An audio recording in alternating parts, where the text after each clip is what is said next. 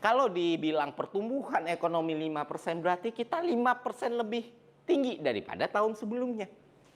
Apa itu pertumbuhan ekonomi? Pertumbuhan ekonomi itu sebenarnya simpel, teman-teman. Margin atau kelebihan dari GDP tahun ini bila dibandingkan dengan GDP tahun sebelumnya.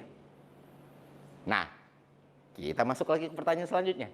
Apa itu GDP? Kemampuan negara dalam memproduksi barang dan jasa di wilayahnya gitu, yang didefinisikan oleh Hilda tadi ya.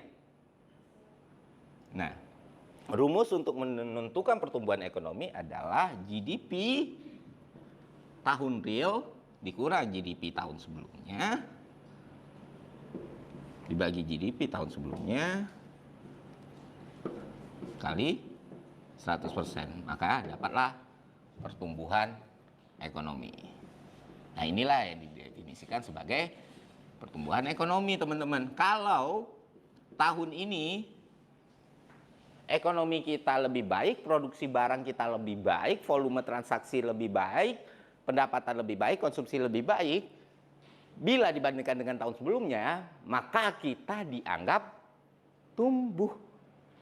Kalau dibilang pertumbuhan ekonomi 5%, berarti kita 5% lebih tinggi daripada tahun sebelumnya.